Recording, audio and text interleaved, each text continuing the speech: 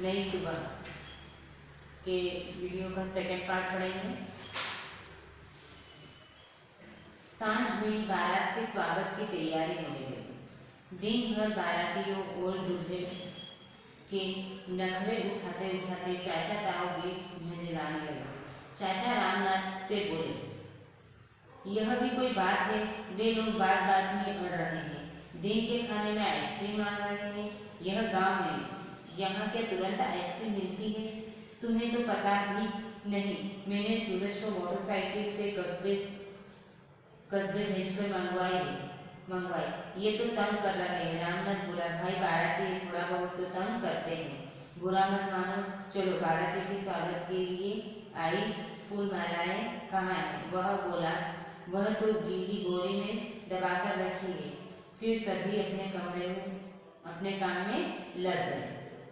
जब शाम हो गई थी तो बारात के स्वागत की तैयारी होने लगी। मतलब जो बारात है उन्हें जहाँ ठहराया था वहाँ से उन्हें घर आना था, तो उनके स्वागत की तैयारी में सब लोग लगे थे।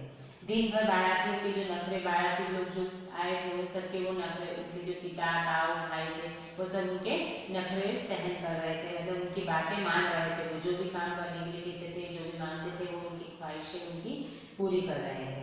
और जो उसके चाचा और ताऊ थे वो झल्लाने लगे, मतलब गुस्सा होने लगे। और वे उसके जो चाचा है गीता के, वो उस रामनाथ जी से क्या कहते हैं कि यह भी कोई बात है? ये लोग तो बात बात पर अड़ जाते हैं, मतलब कि हर बात के लिए जिद करते हैं। और अब क्या कहते हैं कि दिन के खाने में आइसक्रीम उन्होंने मांगी थी। और यहाँ पर गांव है, यहाँ पर कोई चीज़ तुरंत नहीं मिल पाती है। और तभी मैंने वो आइसक्रीम कस्बे से, मतलब गांव से शहर भेजकर उसे मंगवाई है।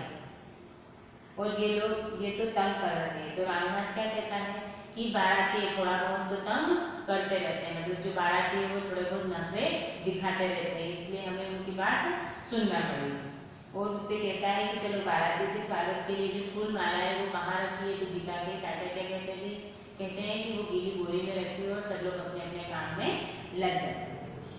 गाजे बाजे के साथ बारात बड़े ठाट बाट के साथ आए। दूल्हा घोड़ी से उतरा और वहीं खड़ा रह गया। दूल्हा और उसके पिताजी बोले, रामनाथ जी दूल्हा दरवाजे पर कार में बैठकर ही आएगा।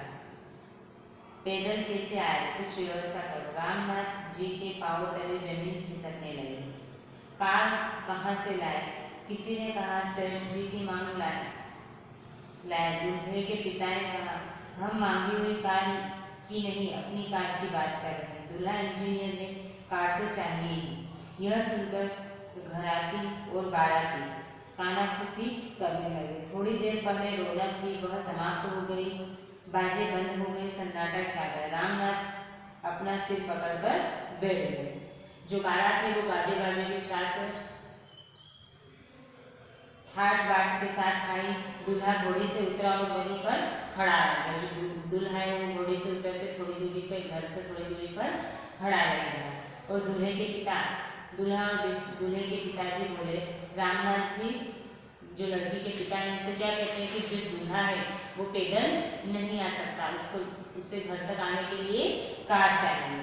तो रामनाथ जी जो है उनके पाँव के तले से जमीन खिसकने लगी, मतलब कि वो चौंक गए और क्या सोचते हैं कि कार कहाँ से लाए। तो किसी ने क्या कहा कि जो गांव में जो बड़े व्यक्ति है सेठ जी, उनसे मांग लाए। तो लड़के के पिता क्या कहते हैं कि मेरा बेटा जो है वो मांगी हुई कार में नहीं आएगा, हम अपनी खुद की कार की बात कर रहे हैं। क्यों?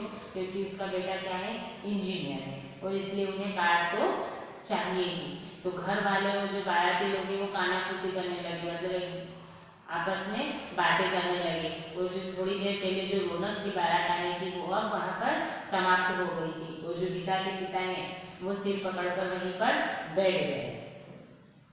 उन्हें चाचा पकड़कर घर में लाया। बारात भी जनवास से लौट गई। बात बढ़ गई और जो उसके पिता है, जो गीता के चाचा हैं, वो गीता के पिता को पकड़कर अंदर घर में ले गए। और जो बारात है वो वहाँ से लौटकर जहाँ पर उन्हें ठहराया गया था उस स्थान पर वापस चली गई। सजी सजी गीता वरमाला की तैयारी में थी, तभी उसने सुना कि दूल्हे ने कार की मांग रखी है। वह सिर से पांव तक कांप गई। एक बार तो उसे लगा कि उसकी सांस ही थम गई, किंतु दूसरे ही पर उसने कड़क आवाज में कहा, माँ, मैंने कहा था, आपने मेरी बात नहीं मानी। मैं इस लड़के से शादी नहीं करूँगी। जो गीता है वो सज धज कर तैयार खड़ी थी, क्योंकि वरमाला होने वाली थी, इसलिए वो अपने कमरे में इंतजार कर रही थी। तभी उसे पता चला कि जो दूल्हा है उसने कार की मांग की है, मतलब उसने कार मांगी। तो उसके वो सिर से पांव तक कांप उठी और उसे थोड़ी देर के लिए उसे ऐसा लगा कि उसकी सांसें ही थम गई है। और किंतु दूसरे ही पर अचानक से उसने क्या कहा, बड़ी कड़क आवाज में अपनी माँ से कहती है कि मैंने आपसे पहले ही कहा था कि ये लोग दहेज के लालची हैं, लेकिन आपने मेरी बात नहीं सुनी और मुझे इस लड़के से शादी नहीं करनी। बात दूल्हे के कानों तक पहुंची। वह घबरा गया, अपने पिता को कोसने लगा। अब क्या, बाजी हाथ से निकल गई थी। जब ये बात दूल्हे को पता चली कि लड़की उससे शादी से इनकार कर रही है, तो वो घबरा गया और अपने पिता को कोसने लगा, मतलब उसके पिता से कहने लगा कि उन्हीं के कारण आज ये स्थिति आई है। पर लेकिन अब क्या कर सकते थे, अब तो बात हाथ से निकल चुकी थी। इधर गीता ने अपने पिताजी से निवेदन करते हुए कहा, अगर आप बुरा न माने तो एक बात कहूँ, यदि कोई व्यक्ति वधू या उसके माता पिता या अन्य नातेदार या संरक्षक से किसी दहेज की प्रत्यक्ष रूप से या अप्रत्यक्ष रूप से मांग करता है तो वह दंडनीय होता है। अब गीता उसके पिता से क्या कहती है, निवेदन करते हुए कहती है कि अगर आप बुरा न माने तो एक बात कहूँ, अगर वधू या उसके माता पिता या अन्य नातेदार या संरक्षण से जो वर पक्ष के व्यक्ति होते हैं वो किसी भी प्रत्यक्ष रूप से, मतलब कि डायरेक्ट सामने से मांगे, या अप्रत्यक्ष रूप से, मतलब किसी और रूप में कोई भी चीज मांगते हैं, तो वो दहेज ही कहलाता है। और इस तरीके की मांग क्या होती है, दंडनीय अपराध होती है। उसके मुंह से कोई बोल नहीं उनके मुंह से कोई बोल नहीं निकला। वह बोली, पिताजी, आप समूहपुरा वालों के घर जाइए, सारी बात कहिए, वे जरूर मान जाएंगे। मैं उस लड़के को भी अच्छी तरह जानती हूँ, वह आपकी लाज रखेगा। अब गीता अपने पिता से क्या कहती है कि उसके लिए जो पहले रिश्ता आया था समूहपुरा वाला, आप लोग उनके घर जाइए और उन्हें सारी बात बता लीजिएगा, और मैं उस लड़के को भी अच्छी तरह से जानती हूँ, वे आपकी बात समझ जाएंगे और आपकी लाज रख लेंगे। गीता की बात पर सभी ने विचार किया। आधी रात हो गई थी। गीता के चाचा और ताऊ तुरंत समूहपुरा के लिए रवाना हो गए।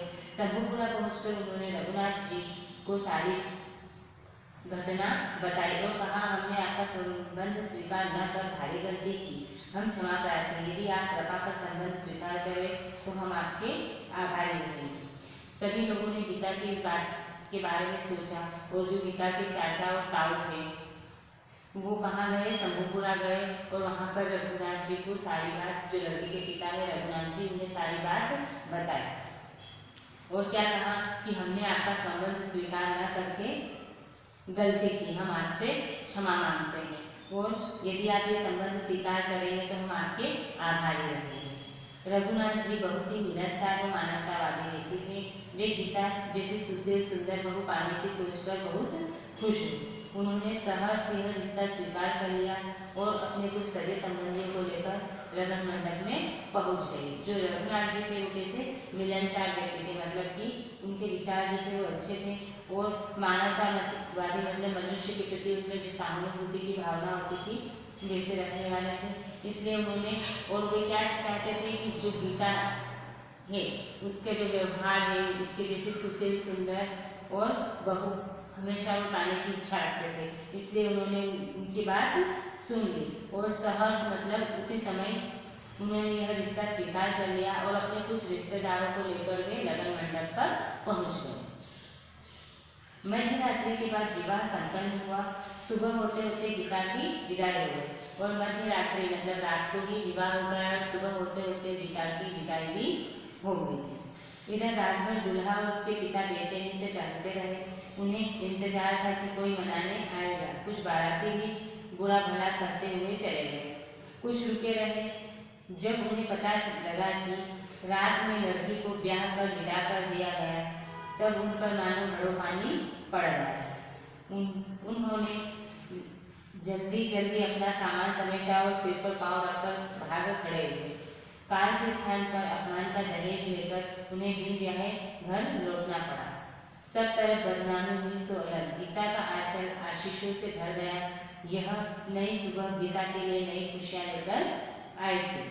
और इधर जो पहले जिन बारातियों ने गीता के पिता से कार की मांग रखी थी, वो कहाँ पर? रात भर दूल्हा और उसके पिता जो थे वो बेचैन, मतलब कि घबरा कर टहल रहे थे और इंतजार कर रहे थे कि शायद लड़की के घर वाले कोई आएंगे और उन्हें मनाएंगे। लेकिन जो बाराती थे वो उन्हें बुरा भला कहते हुए अपने अपने घर चले गए थे। और जब उन्हें पता चला कि रात को लड़की का ब्याह भी हो गया है, मतलब उसकी शादी भी कर दी है और उसकी विदाई भी कर दी है, तो उन पर जैसे घड़ों पानी पड़ गया है, मतलब कि अब उनकी बहुत बेइज्जती हुई थी।